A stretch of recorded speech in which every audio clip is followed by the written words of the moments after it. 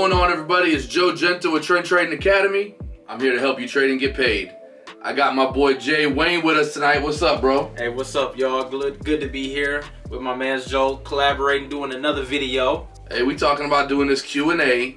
I told you guys, post your comments, ask your questions, and I was going to answer them. But I didn't think that was enough. You know that we try to give you guys the best value in everything we do, and so I wanted to bring Jay on and answer some questions. You ready, bro? Let's get it, man. You already know we're going to lace you up, lace you all the way up, and we might not make you rich, but we definitely going to help change your life. Don't forget to like, comment, subscribe.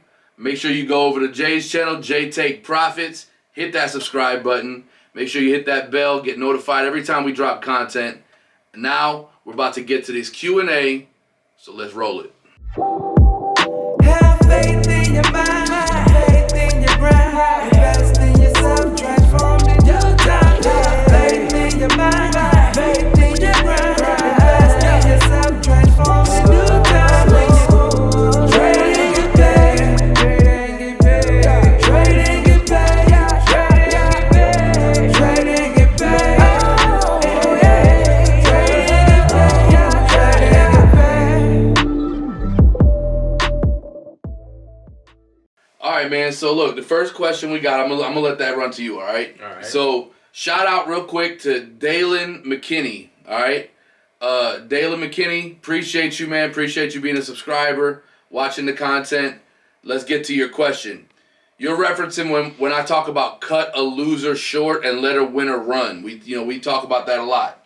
So what Dalen wants to know, Jay, is how do you know when to cut the losing trade and let the winner run? You want to talk about that? Hey, what's up, Dalen? So, one of the things that I've noticed that, in the novice traders, even intermediate traders, and every once in a while an advanced trader may make a mistake. Sure.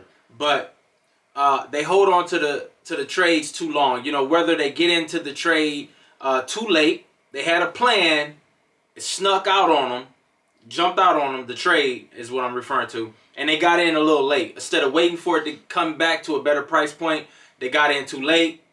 Then when they get in too late, they wanted to get in here, they got in too late, it started pulling back on them. That tends to cause a state of confusion when you're trading. You're not trading with that confident mindset anymore because you got in at a bad price point. Now the price is pulling back. And then a lot of people think that it's going to go back their way when really that trade was just going to give you 15 pips. Sure. But you got in late and you didn't understand it, not take 15. Instead of going for 15, maybe you should go for 10 now, 12 now. So it pulls back, but really the pullback turns into a reversal. Okay?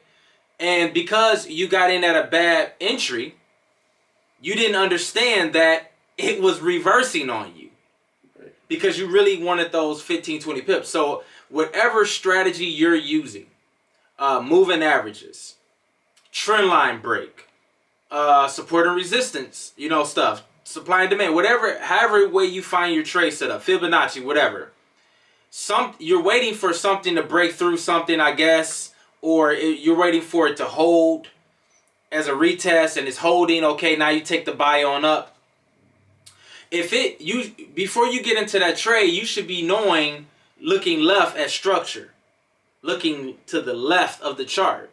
Find that low point, not too low, right? Not too tight. Just find that previous structure to the left, and that's where that stop loss should be. Or if you don't like that, if you guys don't identify with that, then just, hey, if you was waiting for moving averages to break, okay, if it break back below the moving averages that it broke from, that you waited for your entry, if it breaks back below the moving averages, cut the loss short and reassess. It's okay. You will feel so good mentally once you get out of that trade that you're no more confident in. There is no hope. When there's doubt, there is no doubt because you're going to close the trade. Sure. Let me share one last thing here. Sure. So this morning, it was a lot of news, and I thought the news was over, though. And I took a buy on GBP USD on a pound dollar. I took a buy around 8:30. Well, it was almost 8:30, And I was like, oh, there was supposed to be news. I thought news was over. I looked at it. It was 7 minutes to news. All right, it was 7 minutes to news. I said, whoa, I got to cut this loss short.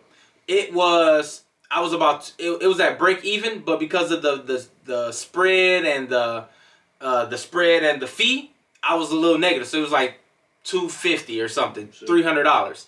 I cut that loss short. Now that's a little different because news was pending and I wasn't aware of it, caught it, and I closed the trade because I'm a scalper. I shouldn't be scalping when it's news. Sure. But I felt so good that I cut that loss short. And I was able to think and get back to my right mindset. All right? Versus hoping that it went in my direction. When it could just draw me down 50 Absolutely. Pips and take me out, then go in my direction. Sure. So, nothing guys, worse than that. whatever your trading strategy is, guys, look left, put the stop loss at the previous structure. If it gets down there, guys, don't hold it any longer. Don't move the stop loss. Cut it short. Sure. It's basically, so how do I cut my loser short? Stay true to your stop loss. Pick the right stop loss, right? Joe's videos, you got videos on that. Absolutely. You got videos. I'll put that above. How to use your stop loss in your benefit. That's it. Fire. Follow that and stay true to it. You put it there for a reason, right? Absolutely. So why not stick to it? And then I'm just saying the mindset of it, when you actually close that trade, it's not closing it in a complete loss. It's closing it to clear your mind and reassess because you may just be able to take the sale. Absolutely. You know, another thing I think about, I'm listening to Jay talk, and that's fire content. The way he's giving you right there is a great understanding of the rules, really, of being a market structure price action trader. This is coming back to basics.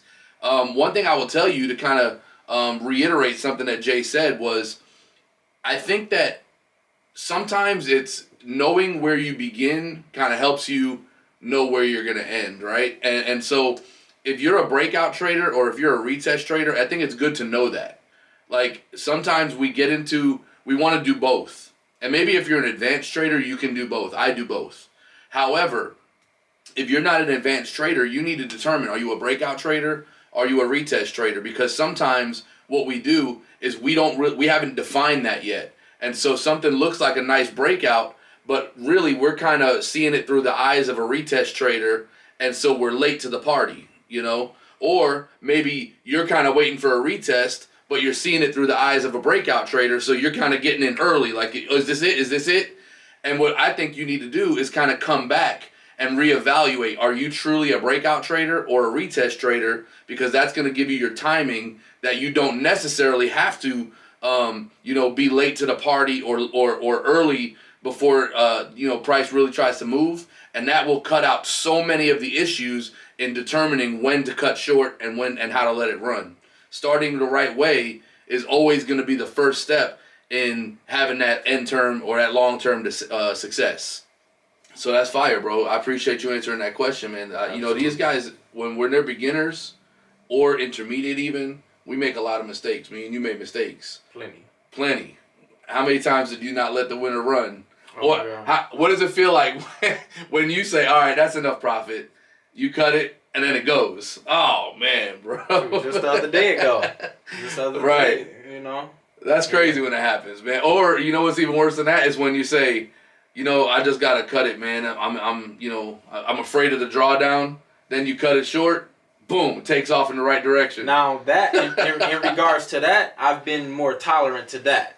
Sure. Because I have the way my trade setups look, and if you're a part of Trend Trading Academy, you know how our trade setups look, sure. And you know they hitting, right? But if it don't break through that area, like if it don't close below it, I mean it could be dipping, dabbling, and everything, but if it don't close below it, right. I stick to it and I trust it. And I'm talking about a trade setup that I sent out to the team on GU. I'm talking about the wick came deep.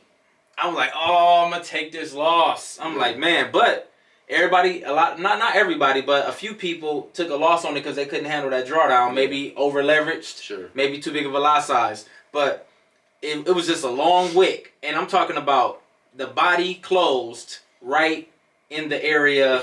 Like, you know what I mean? Yeah. Like 2 pips lower, it would have been time to close it. Sure. Our stuff is so on point. Pinpoint. You know what I mean? I'm talking about, guys, I don't know what to tell you. It's so on point. But because it didn't close below my little area, I held it. So, and we was in big profit. So to bring some further value to Dalen's question, check this out.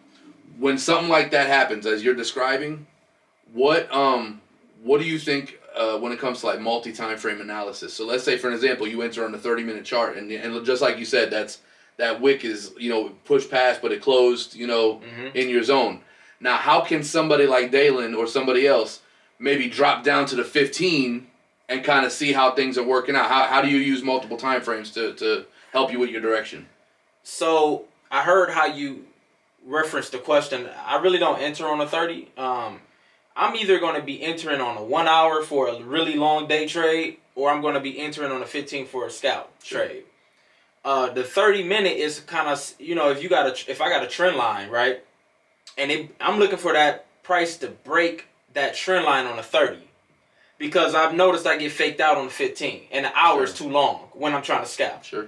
So the 30 was that perfect middle ground. Now, multiple time frame analysis. Let's use trend line for an example.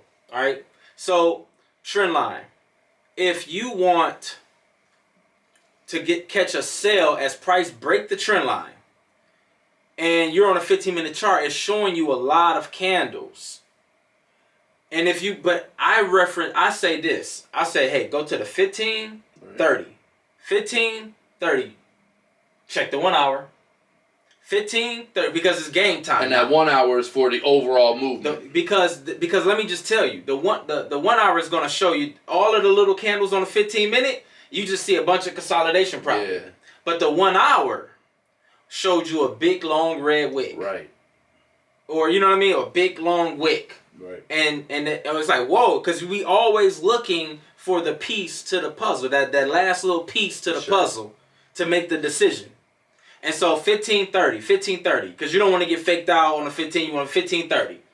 Check the 1 hour, 15:30, check the 1 hour, and then all of a sudden you get that piece, that wick, whatever it is, to like a doji candle on the 30 or something. Sure. You'll find it. And this is for scalpers and day traders. So yeah, so that's what I would say to do. That's what I personally do. That's what I train people to do. If you just on a 15-minute chart, you may get scared out of the trade. Sure.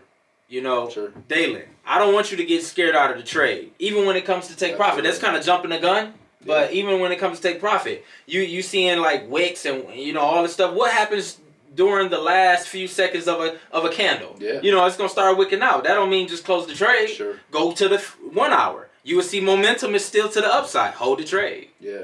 And if you only stick to one time frame, what will happen is you'll see a candle, like he said, maybe at the end of a candle or at the end of a cycle, you'll see maybe a candle kind of starts to wick out a little bit. But when you start to look at how it plays out on the 15, the 30, and the 1 hour, how they're all in conjunction one with another, you may see that wick on the 1 hour is coming at the third candle of the 15 in conjunction with the 1 hour. So you still have one more 15-minute candle left inside this 1 hour candle, giving you understanding that this could still push up more. This is just that 15-minute currency cycle that's happening. And that gets into a little bit more. But Dalen, there's a lot of fire information when it comes to how to cut those losses short, letting those runners run. I would encourage you, check out Trend Trading Academy if you're not already a member. And we got a whole bunch of content on how to really maximize the potential of every trade. All right, guys, there you have it. I hope this video brought you value. The next one, part 2, we'll bring in some more questions, more fire. Jay, I appreciate you being here, bro. Yes, sir. What you think, man? Don't forget to like this video, comment, subscribe, and we're going to trade and get paid and make this money. I'm going to hit him with the J Wayne. Let's make this money, baby. Peace.